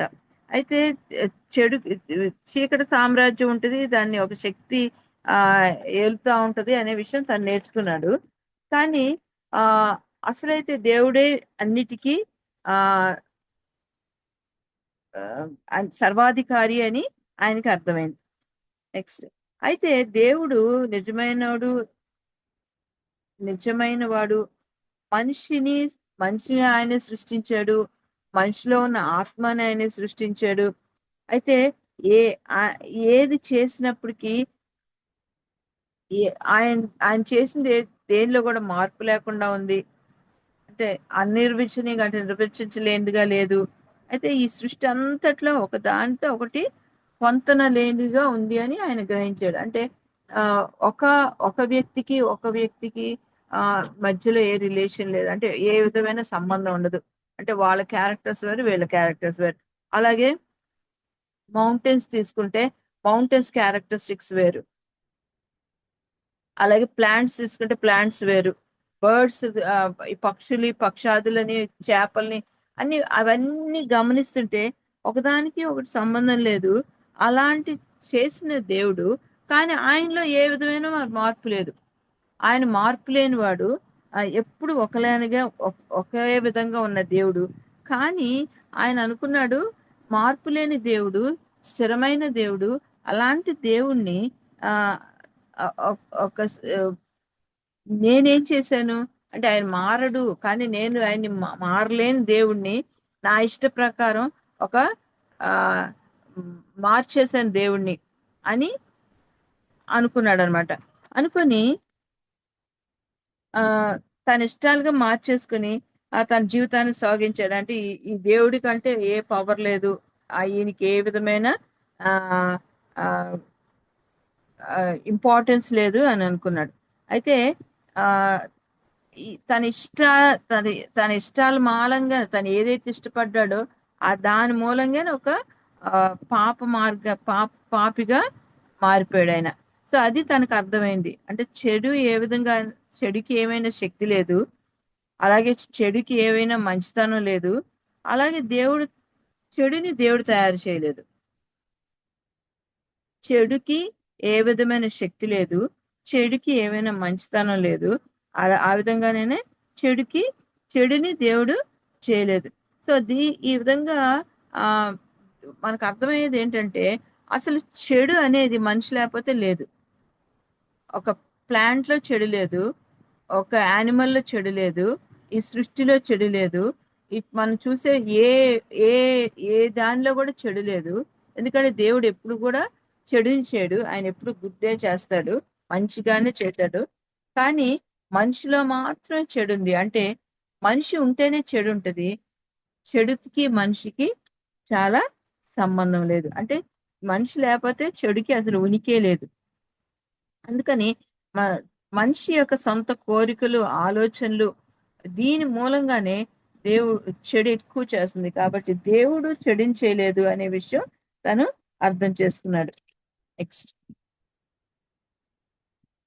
సో అగస్టిన్ గారు ఈ విధంగా ఆలోచనలతోటి, ఈ విధంగా ఈ లోకం ఎంతగా చెడిపోయిందో, అయితే పాపంలో ఎలా పడిపోయిందో అని అర్థం చేసుకుని, దేవుని మంచితనం ఎప్పుడు ఈ మానవాళిని ఏలుబడి చేస్తుంది. మనం ఎంతగా పాపులమైనప్పటికీ, ఎంతగా పాడైపోయినప్పటికీ ఈ దేవుని యొక్క ప్రేమ ఏలుబడి చేస్తుంది. అదే ఎందుకంటే దేవుడు ఎప్పుడు మంచి చేసి, ఆదికాండం 31లో మనం చేస్తే దేవుడు ఈ లోకం చేసిన అంత మంచిదే అని ఉంటది. ఆయన ఏది చేశాడో అదంతా మంచిగానే చేశాడు. సో ఈ సృష్టిలోని ప్రతి దానికి ఒక్కొక్క మంచితనం ఉంది. అంటే ఆ వ్యక్తులకు కూడా దేవుడు ఒక్కొక్కరికి ఒక్కొక్క మంచితనం పెట్టారు. ప్రతి దానికి కొంత వాటికి మంచితనం ఎక్కువ ఉంటుంది, కొన్ని వాటికి తక్కువ ఉంటుంది. ఆ విధంగా దేవుడు ఈ క్రియేషన్ ని దేవుడు చేసిన ప్రతి ఆ చేసిన దానికి తన యొక్క క్యారెక్టరిస్టిక్స్ మంచితనాన్ని ఆపాదించి పెట్టాడు. నెక్స్ట్ సో ఈ దేవుడు చేసిన దేవుడు చేసిన ప్రతిదీ మంచిది అంటే ఆకాశంలో ఉన్న నక్షత్రాలు, చెట్లు, జంతువులు ఇవన్నీ మంచివి. ఎక్కడ ఆ ఎక్కడ చూసినా మంచే కనిపిస్తోంది. ఆ మరి ఆయనకి ఈ మంచితనం దానికి అది ఈ మనుషులకు ఎందుకు రాలేదు అనే ప్రశ్న ఆయనకు వచ్చింది. అంటే మన చుట్టూ మనుషులు అన్ని మంచే ఉంది కదా, ప్రతిదీ మంచితనంతో నిండి ఉంది కదా, మరి మనుషులకి ఎందుకు ఆ మంచితనం, దేవుడి మంచితనం రాలేదు అని అన్నప్పుడు ఎందుకంటే ఆయనకి తర్వాత అర్థమైందంటే మనుషులు మంచి కంటే చెడుని ఎక్కువగా ఇష్టపడ్డారు. దేవుడు మనకిచ్చిన స్వాతంత్రాన్ని తప్పుగా వాడటం వల్ల సో మనకి దేవుడిచ్చిన మంచితనాన్ని స్థానంలో మనం చెడుకి ఎక్కువగా ఇంపార్టెన్స్ ఇవ్వడం వల్ల మనిషికి పాపం మనిషిని ఏర్పడి చేసిందనమాట. సో దేవుడిని నమ్మడం సులువే కానీ దేవుని కోసం జీవించడం చాలా కష్టం అనేది తర్వాత తనకు అర్థమైంది. ఎందుకంటే తన 9వ ఏట నుంటే పాపం చేయడం మొదలేశాడు. అంటే చిన్నప్పటి నుంచి మనం ఏవో చిన్న చిన్న పాపాలు చేస్తాం, కానీ ఆయన చేసిన పాపాలన్నీ చాలా భయంకరమైనవి కాబట్టి సో ఆ పాపం నుంచి బయటికి రావడం అనేది చాలా కష్టంగా అనిపించింది అనమాట. ఆయన నమ్మడం, ఆయన ఫిలాసఫీ, ఆయన చెప్పిన మాటలన్నీ నమ్మడం ఇష్టంగానే ఉంది, కానీ సులువుగానే ఉంది, చేయాలని అనిపిస్తుంది కానీ అలా జీవించడం మాత్రం చాలా కష్టంగా ఉంది. సో దీనికి ఆయన ఏం చెప్పారంటే మనం ముందు లెసన్స్ లో నేర్చుకున్నట్టు తనకి జాతకాల మీద చేతులు చూడడం మీద ఆ స్టడీస్ కూడా ఎక్కువ చేశారు. అవి కూడా బాగా నమ్మారు అనమాట. అలా నమ్మినప్పుడు దాని నుంచి బయటికి రావాలంటే చాలా స్ట్రగుల్ అయ్యారు. ఇప్పుడు నేను ఇవి చెప్తున్నవన్నీ ప్రతి స్లైడ్ లో ఉన్న టాపిక్స్ మీకు కనిపిస్తున్న 4-5 సెంటెన్స్లే, కానీ చాలా ఎక్స్ప్లెనేషన్ ఇచ్చారనమాట. ఎలాగ ఆయన దానిలోంచి బయటకు వచ్చారు, తను ఏ విధంగా తను స్ట్రగుల్ అయ్యారు. అది ఇంగ్లీష్ చాలా బ్యూటిఫుల్ గా ఉన్నాయి ఆ వర్డింగ్స్. అది తెలుగులో ట్రాన్స్లేట్ చేయడానికి చాలా కష్టం అనిపించింది. సో చాలా కష్టపడ్డారు. అంటే ఆ జాతకాల నుంచి అంటే ప్రతిసారి తన ఫ్రెండ్స్ వచ్చి తనని ఇన్ఫ్లుయెన్స్ చేయడం, ఎలాగ క్రైస్తవుడిగా మారి ప్రతిదాన్ని ఎదిరించాడో అది తను ఎక్స్పీరియన్స్ చేసి మన కోసం ఆయన రాశారంట. అయితే ఆయన ఊరికే ఎవరో దేవుడిని క్రీస్తుని నమ్మాడు, నువ్వు నమ్ము, దేవుడు మంచోడు, నువ్వు నమ్మితే బాగుంటుంది అని చెప్తే ఆయన నమ్మలేదు. ఎందుకంటే ఆయన పెద్ద తత్వవేత్త, విద్యావేత్త. ప్రతిదీ ఆయన తన అలవాటు ఏంటంటే ఎవరైనా ఏదైనా చెప్తే దాన్ని మళ్ళీ ప్రశ్నించడం తన అలవాటు. సో అలాంటి వ్యక్తి ఊరికే ఏదో దేవుడు నచ్చాడు, ఎవరో చెప్పారని వినలేదు, కానీ ఆయన పరిశోధించి తెలుసుకొని సో ఆయన తన దేవుడు క్యారెక్టరిస్టిక్స్ నచ్చి తను ఏసైతో పాటు జీవించాలని నిర్ణయించుకున్నారు. నెక్స్ట్ సో అయితే అగస్టిన్ గారు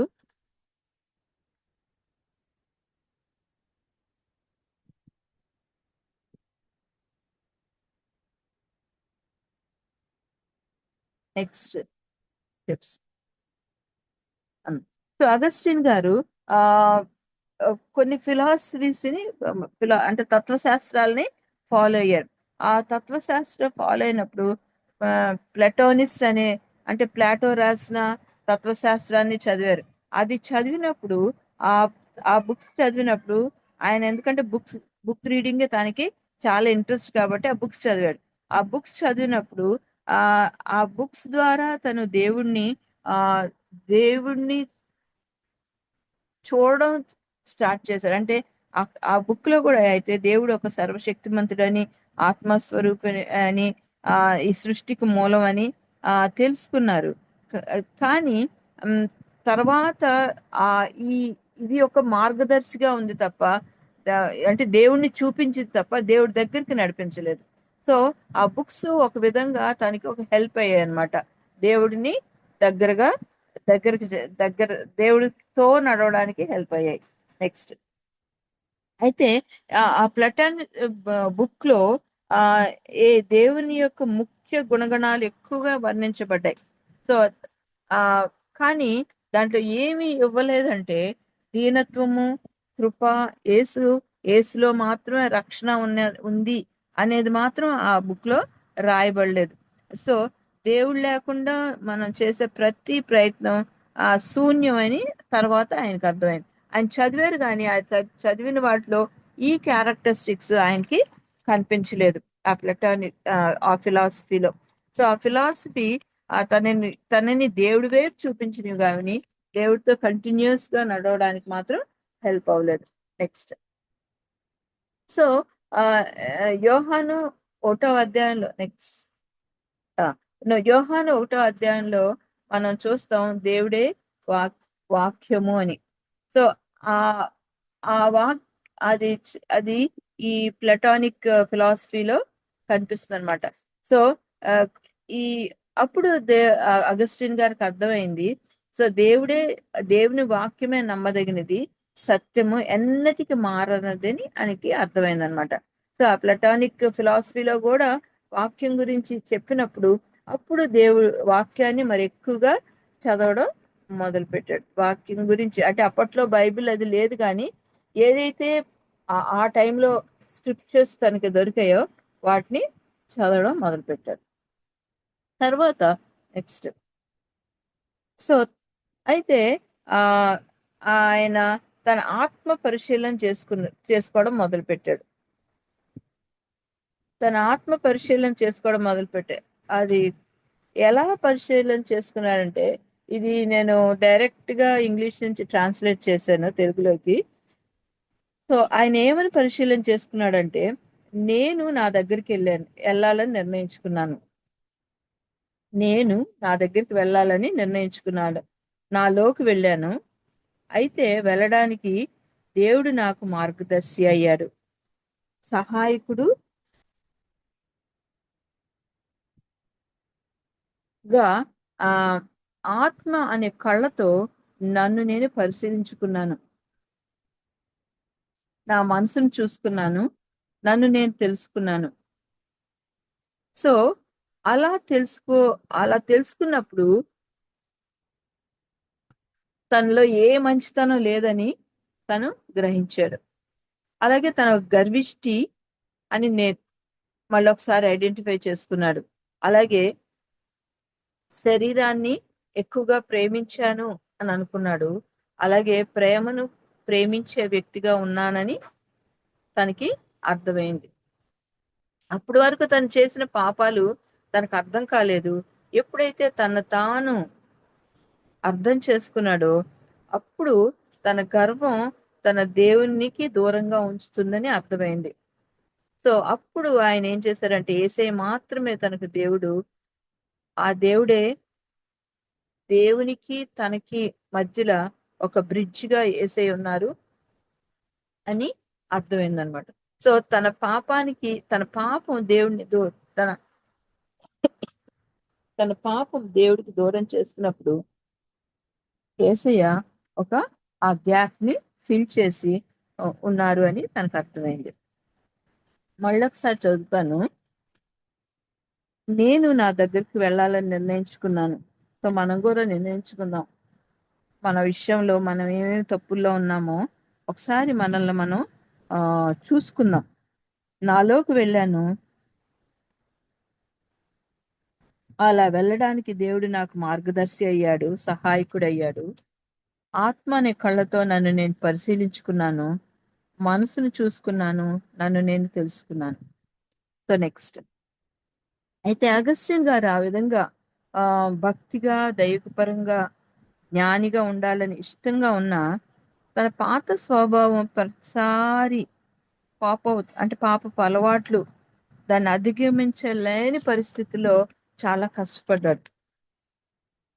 అప్పుడు తనకు అర్థమైన విషయం ఏంటంటే మార్పు రావాల్సింది తన స్వచిత్తంలో రావాలి, అలాగే తన మనసులో రావాలి. అంతే తప్ప ఏదో తనకు తాను మారాలి మారాలి మారాలి నేను మారాలనుకుంటున్నాను అని కాదు, కానీ నిజమైన మార్పు తనలో నుంచి రావాలని తనకు అర్థమైందనమాట. సరే, ఇక్కడ మన తెలుగులో ఒక సామెత ఉంటది, గుర్రాన్ని నీళ్ళ దగ్గరికి తీసుకెళ్ళొచ్చు కానీ తాగించలేము అని.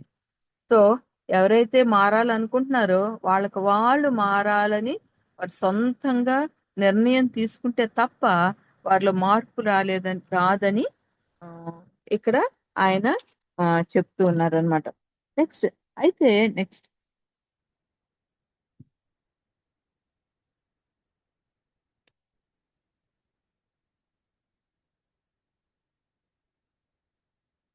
సో తర్వాత ఆయన నియో ప్లాటోనిక్ ఫిలాసఫీ తత్వశాస్త్రం బుక్స్ చదివాడు. చదివిన తర్వాత ఆ క్రీస్తుని అర్థం చేసుకున్న విధానం మారింది.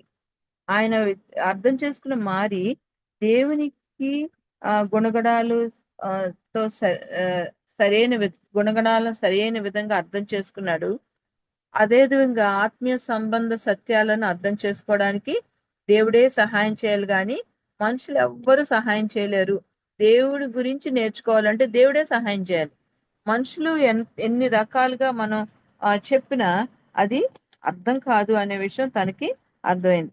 ఆ విధంగా దేవుడు మన మనసును వెలిగించగలిగినప్పుడే మనం వెలుగుతాం అని తనకు అర్థమైంది అనమాట.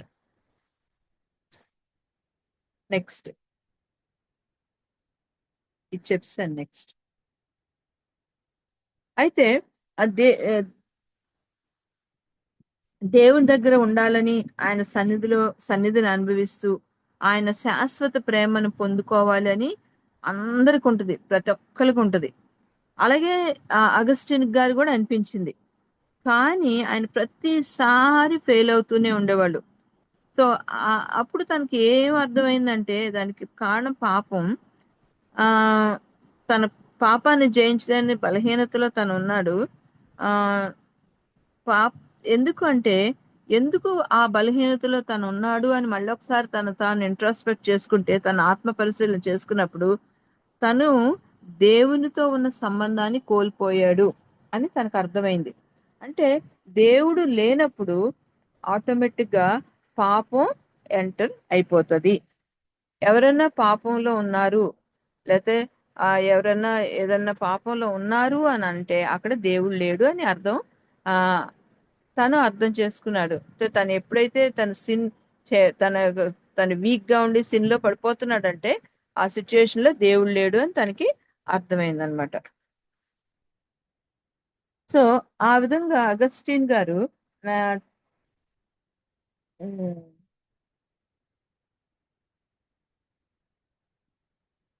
అగస్టిన్ గారు చాలా బుక్స్ చదివారు, చాలా జ్ఞానవంతుడు. ఆ జ్ఞానం ఏది కూడా దేవునికి దగ్గరగా చేర్చలేదు అని అర్థం చేసుకున్నారు.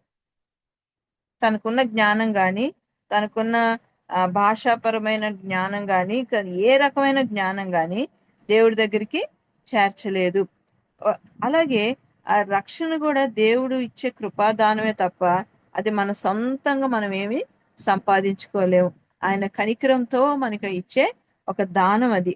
ఆ విషయం కూడా తనకి తర్వాత అర్థమైంది. అలాగే తన జీవితాన్ని మార్చింది ఆయన కృప మాత్రమే అని అర్థం చేస్తున్నాడు.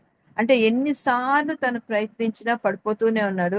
ఎన్నిసార్లు పాపం చేయకూడదని అనుకున్నా గానీ మళ్ళీ తిరిగి అదే పాపం చేస్తూ ఉన్నాడు.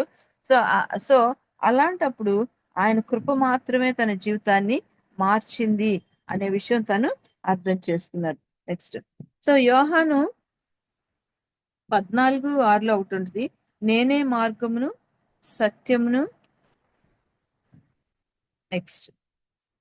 నేనే మార్గమును సత్యమును జీవమును నా ద్వారా తప్ప ఎవడును తండ్రి యొద్దకు రాడు.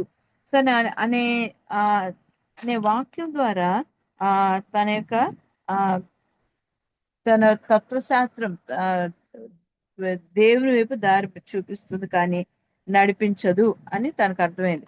అంటే దేవుడు లేకుండా తను ఏ రకమైన బుక్స్ చదివినా, ఫిలాసఫీస్ చదివినా అది దేవుని వైపు చూపిస్తుంది, కానీ దేవుడి దగ్గరికి నడిపించదు. ఎందుకంటే యేసయ్యే మార్గము, యేసయ్యే మన జీవితానికి మధ్యవర్తి, సర్వ మానవాళికి రక్షించగల శక్తి ఆయన దగ్గరే ఉంది. కాబట్టి ఆయన ద్వారా తప్ప మనం ఏది సాధించలేము అనే విషయం అగస్టిన్ గారు ఈ బుక్ ఎండింగ్ లో డిక్లేర్ చేశారు. సో సో నెక్స్ట్ సో మనం ఈ ఈ ఈ 7th బుక్ అంతట్లో 5 take away points, important points మనం చూడొచ్చు. సో మొదటిది, దేవుని సత్యాన్ని నిజాయితీగా వెతికినప్పుడు, అంటే నిజాయితీగా అంటే నేను పాపం చేయట్లేదు అని నేనేం చేయట్లేదు, నేను భక్తి పడును అనుకుంటా హృదయంలో పాపం చేస్తే అది నిజాయితీ కాదు. దేవుని సత్యాన్ని నిజాయితీగా వెతికినప్పుడు మన జీవిత ప్రయాణం అన్ని పరిస్థితుల్లో ఆయన వైపు సాగుతుంది. ఆయనతో పాటు ఉండగలుగుతాం. మన మనసులో నిజాయితీ ఉన్నప్పుడు, మన భక్తిలో నిజాయితీ ఉన్నప్పుడు మన ప్రయాణం ఎప్పుడు దేవుడి వైపే వెళ్తుంది అని ఫస్ట్ది. నెక్స్ట్, దేవుని మంచితనానికి దూరంగా జరిగినప్పుడు పాపం పెరుగుతుంది.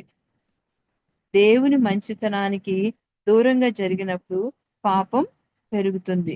నెక్స్ట్, 3rd పాయింట్, ఈ లోక సంబంధమైన జ్ఞానం దేవునికి దగ్గరగా మనలను చేర్చదు. దేవుడి కనికరం తప్ప ఈ లోక సంబంధమైన జ్ఞానం దేవునికి దగ్గరకు మనలను చేర్చదు. 4th, దేవుని కృపకు పాత్రలం కావాలంటే అతి ముఖ్యమైన గుణం దీనత్వం. దేవుని కృపకు పాత్రము కావాలంటే అతి ముఖ్యమైన గుణం దీనత్వం. సో యేసయ్య మనలను సత్యాన్ని నేర్పించే ఒక టీచర్ మాత్రమే కాదు, కానీ మనల్ని రక్షించి ఆ రక్షణలో కొనసాగించే సామర్థ్యం కూడా ఇస్తారు. యేసయ్య మనల్ని సత్యాన్ని నేర్పించే ఒక టీచర్ గా మాత్రమే కాదు, కానీ మనల్ని రక్షించి ఆ రక్షణలో కొనసాగించే సామర్థ్యం కూడా మనకు ఇస్తారు. సో ఈ 5 పాయింట్స్ టేక్ అవే పాయింట్స్.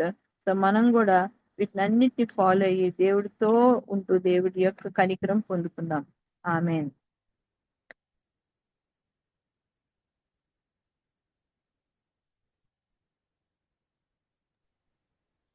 ఆమేన్.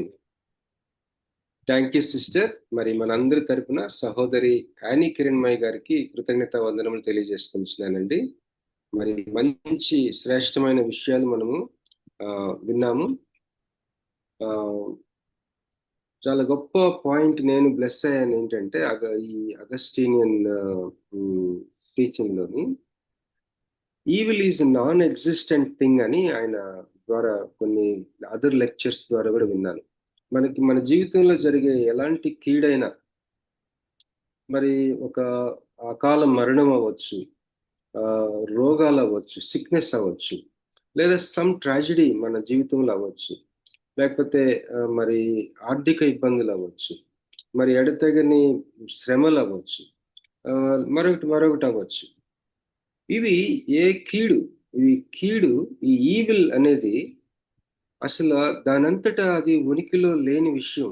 మరి యానీ కిరణ్మయ్య గారు చెప్పారు కదండి, it's dependent on good, because there is మంచి ఉండటం వల్ల. ఇప్పుడు వెలుగుంటేనే కదా నీడ వస్తుంది. నీడకి దానంతటి దానికి ఉనికి ఉండదు.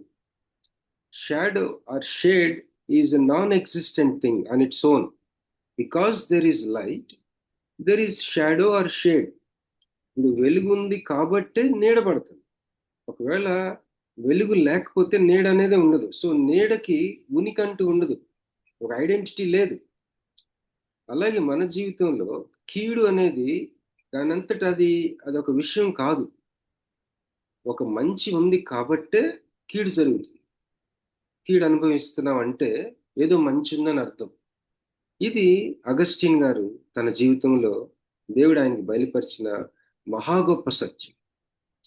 మరి యోసేపు అంటాడు కదా తన అన్నదమ్ములతోటి, మీరు కీడు చేయడానికి you meant it for evil but God meant it for good, or God changed that into good. వాళ్ళ అన్నలతో చెప్తూ, మీరు నాకు కీడు చేయని ఉద్దేశించారు, కానీ దేవుడు ఈరోజు మీ అందరికీ భోజనం పెట్టులాగిన, ఆహారం పెట్టులాగిన నేను మేలుకై మార్చాడంట. పౌలు అంటాడు కదా, ఎవ్రీథింగ్ వర్క్స్ ఫర్ గుడ్ అంటే సమస్తము సమకూడి మేలుకై జరుగుతుందని. సో కీడు అనేది, చెడు అనేది, లేకపోతే మన జీవితంలో జరిగే ఎటువంటి కీడైనా సరే అదొక్కటే ఒక ఉనికిలో లేని విషయం. ఏదో మంచి ఉంది కాబట్టే ఈ కీడు జరుగుతుంది అనమాట. మరి దేవుడు ఆ మంచిని మనకి బయలుపరచును గాక. అలాగే మరి చాలా అద్భుతంగా తెలుగు విషయం ఒకటి చెప్పారు, నేను నా దగ్గరికి వెళ్ళాను. వాట్ అన్ ఎక్స్పీరియన్స్ అండి ఇది, వాట్ అన్ ఎక్స్పీరియన్స్.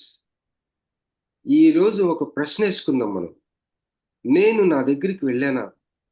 ఇంకా నా మనస్సును నేను చూసుకున్నాను, ఆత్మ కళ్ళతో చూసుకున్నాను, పరిశుద్ధాత్మ అనే కళ్ళతో. వావ్ అనిపించింది. అందుకనే ఈయన మహా గొప్ప సేవకుడు, మహాత్ముడు, గొప్ప వ్యక్తి అగస్టిన్. ఎనీవే, మరి ఈరోజు 9:49 అయిందండి. మీకు ఒక గుడ్ న్యూస్ ఏంటంటే, మనము హెర్మెన్యూటిక్స్ రిటర్న్ ఫామ్ లో మిగిలిన ఆల్మోస్ట్ మనం ఒక్క చాప్టర్, థియోలాజికల్ అనాలిసిస్ అనే చాప్టర్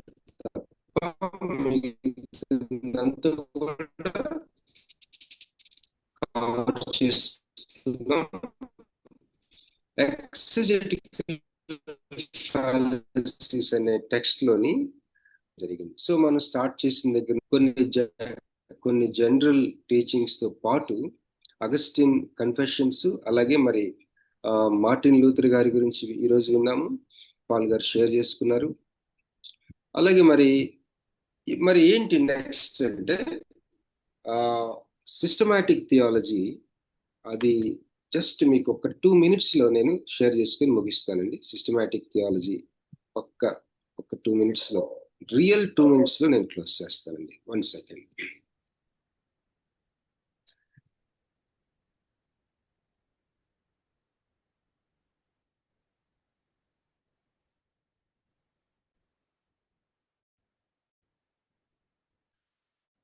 సిస్టమాటిక్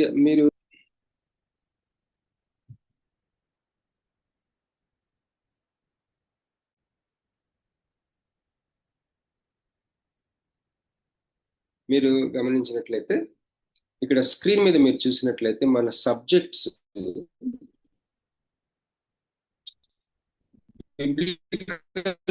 స్టడీస్ లో న్యూ టెస్టిమెంట్ సర్వే 1, దాంట్లో గాస్పుల్స్ అండ్ యాక్ట్స్, సువార్తలు, అపొస్తలుల కార్యములు.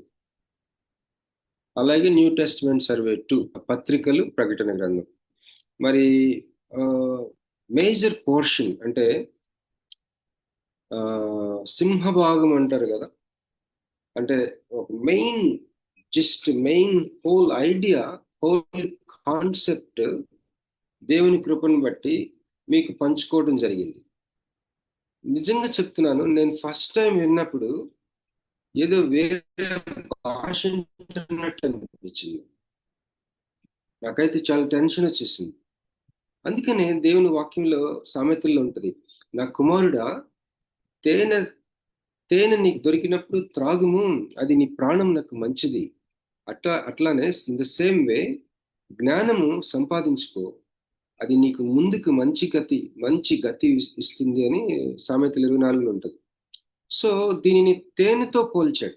హనీ ఏంటంటే మనం స్లో అండ్ స్టడీగా తీసుకుంటా ఉండాలి, ఎవ్రీడే కొంత. This study is something like honey. ఇది మనం తీసుకుంటున్నది, ఈ వాక్య భాగము తేనెతో మనం తేనె మరి ఎక్కువగా తీసుకోలేదండి.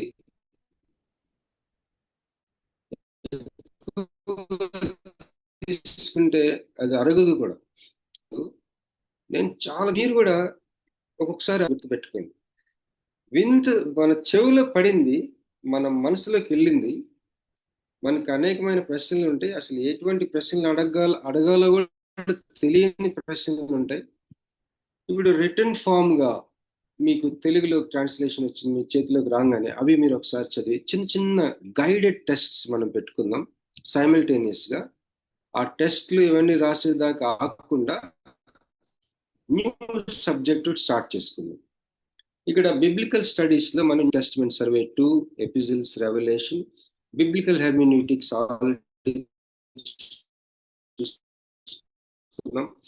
అలాగే old testament survey 1, old testament survey 2, అలాగే దేవుడు సృష్టి. సిస్టమాటిక్ థియాలజీ 3లో రక్షణ, మనం ఎస్కిటాలజీ అంటే అంత్య దినములందు జరిగే విషయాలు. మనం ఏం చేద్దామంటే సిస్టమాటిక్ థియాలజీ 3 మనం స్టార్ట్ చేసుకుందాం. నెక్స్ట్ సిస్టమాటిక్ థియాలజీ 3లో రక్షణ మరియు ఎస్కిటాలజీ.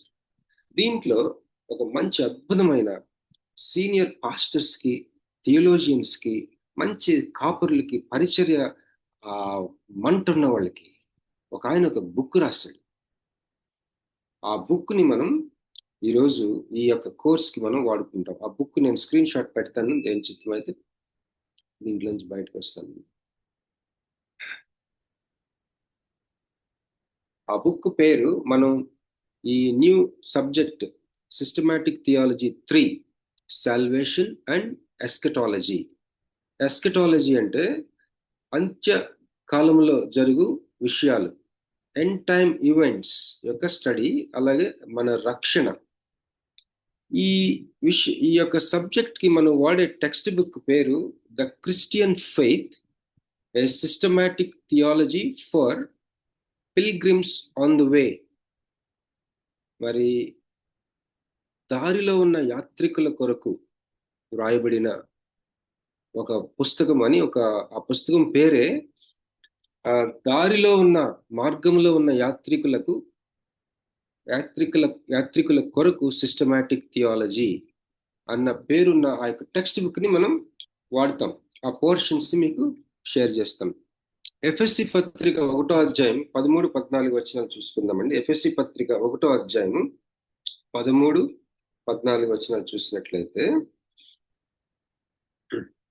మీరును సత్యవాక్యమును అనగా మీ రక్షణ సువార్తను విని క్రీస్తునందు విశ్వాసముంచి వాగ్దానము చేయబడిన ఆత్మచేత ముద్రింపబడితిరి.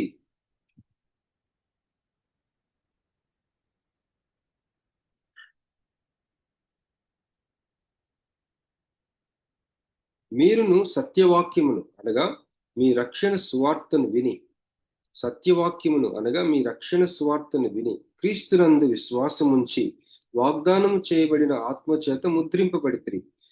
దేవుని మహిమకు కీర్తి కలుగుటకై ఆయన సంపాదించుకొనిన ప్రజలకు విమోచనము కలుగు నిమిత్తము ఈ ఆత్మ మన స్వాస్థ్యమునకు సంచకరువుగా ఉన్నాడు, డౌన్ పేమెంట్ గా ఉన్నాడు అని.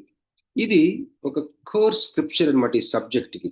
అలాగే ఈ కోర్స్ లో, ఈ సబ్జెక్ట్ లో పరిశుద్ధాత్మ దేవుడు సువార్తను ఏ విధంగా వ్యక్తిగత జీవితాల్లో అప్లై చేశాడు, అన్వయించాడు, అలాగే ఈ యావత్తు భూమికి ఏ విధంగా సువార్తని అన్వయించాడు అన్నది మనము ఎగ్జామిన్ చేస్తాం ఈ సబ్జెక్ట్ ద్వారా. సిస్టమాటిక్ థియాలజీ 3 రక్షణ మరియు ఎస్కటాలజీ, ఈ యొక్క సబ్జెక్ట్ ద్వారా పరిశుద్ధాత్మ దేవుడు సువార్తని వ్యక్తిగత జీవితాల్లో ఏ విధంగా అన్వయించాడు, అలాగే హోల్ ఎర్త్ కి సువార్తని ఏ విధంగా అన్వయించాడు మనం పరిశీలిద్దాం. అలాగే ఒక మాట మనకి బాగా పరిచయం అవుతుంది ఈ యొక్క సబ్జెక్ట్ లో. నేను చాలాసార్లు ఆల్రెడీ మీకు ప్రస్తావించాను, మీకు పరిచయం చేశాను. ఒకవేళ జ్ఞాపకం లేకపోతే పర్వాలేదు, కానీ ఈ యొక్క సబ్జెక్ట్ లో మనం ఈ టాపిక్ ఎక్కువగా మనం స్పెండ్ చేస్తాం. ఏంటంటే the already and not yet character of redemption. మనకు అనుగ్రహించబడిన విమోచన, మనకు అనుగ్రహించబడిన రక్షణ, this is already done but not yet. ఆ యొక్క స్వభావం ఉన్నది. ఇప్పటికే మనం రక్షించబడ్డాం, కానీ ఇంకా రక్షించబడాలి. ఆల్రెడీ బట్ నాట్ యెట్, అదనమాట. ఆ యొక్క గుణలక్షణం ఉన్న విమోచనని మనం పరిశీలిస్తాం, తెలుసుకుంటాం. తర్వాత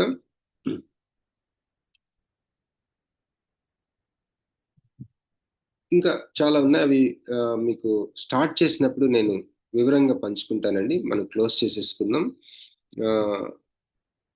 ఇక్కడ ఒక మంచి మాట ఉంది ఇంట్రొడక్షన్ లో.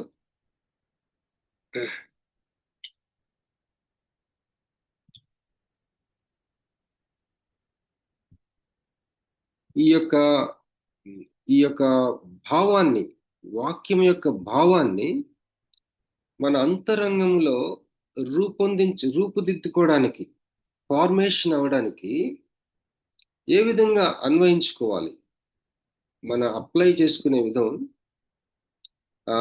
ఈ ఇంటర్ప్రిటేషన్ అప్లై చేసుకునే విధం మన అంతరంగాన్ని ఫార్మేట్ చేయాలి. లేకపోతే ఇట్ షుడ్ ఫార్మ్ అస్ ఫర్దర్గా, ఇంకా ఎక్కువగా అంతరంగ పురుషుడు రూపొందించబడటం.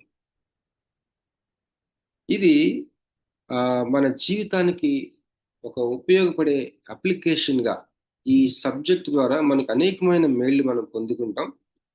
వాటిలో ఒకటి ఏంటంటే, ఇప్పటికే మనలో తయారైన అంతరంగ పురుషుడికి ఇంకా ఫర్దర్గా, కొనసాగింపుగా వాక్య భావం ద్వారా ఏ విధంగా ఫార్మేషన్ అవుతుంది మన అంతరంగ పురుషుడు, ఆ విషయాలు మనం గమనించి ఆ బ్లెస్సింగ్ మనం పొందుకోవడానికి దేవుడు మనకి కృప ఖచ్చితంగా ఇస్తారు ఈ సబ్జెక్ట్ ద్వారా, నేను నమ్ముతున్నాను. థ్యాంక్ యూ అండి. మిగిలిన డీటెయిల్స్ నెక్స్ట్ ట్యూస్డేలో మనం ఈ సబ్జెక్ట్ స్టార్ట్ చేసుకుందాం. Thank you for your patience అండి. Thank you for joining. Over to sister Praseeda. Thank you brother. చక్కగా బోధ చేసిన వేదాపాల్ గారికి, అలాగే హనీ కిరణ్మయ్య గారికి మరియు బాబీ గారికి ఏఎల్ వర్చువల్ అకాడమీ తరఫున కృతజ్ఞతలండి. ముగింపు ప్రార్థన చేయవలసిందిగా పాస్టర్ సత్యానంద్ గారిని మనవి చేస్తున్నాను.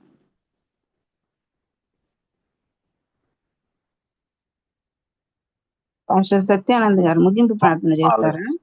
దేవానికి వందనాలు. మా పరమ తండ్రి నీకు స్తోత్రాలు చెల్లిస్తున్నాను. డాడీ నీకు వందనాలు తండ్రి. నేను అద్భుతమైనటువంటి రాత్రిగా ఈ రాత్రి మేము చేశారు.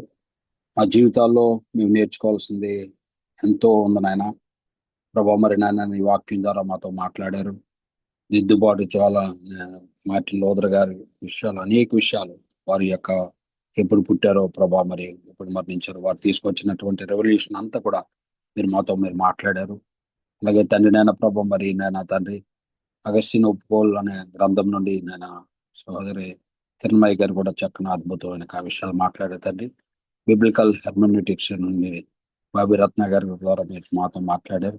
సమయం కొద్దిగున్నప్పటికీ తండ్రి వారు ఎంతో కష్టపడి ఆ ఇన్ఫర్మేషన్ గ్యాదర్ చేసి నేను స్లైడ్స్ తయారు చేసి నేను ఎంతో ప్రయాసతో తండ్రి నేను వారు బోధించారు. ఆ విషయాలన్నీ పరిశుద్ధాత్మ దేవుడు మాకు నేర్చుకునే కృప మాకు అనుగ్రహించినందుకు మీకు వందనాలు.